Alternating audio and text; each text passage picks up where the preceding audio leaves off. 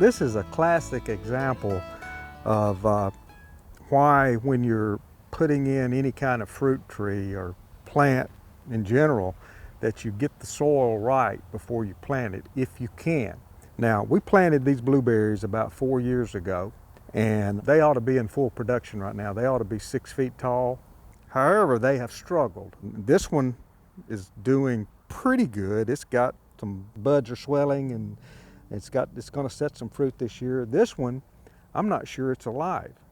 But our problem here, the pH was too high. This pH when we started was around 6.2, I think. And we needed, ideally, to get the pH for blueberries down to between 4.8 and 5.2.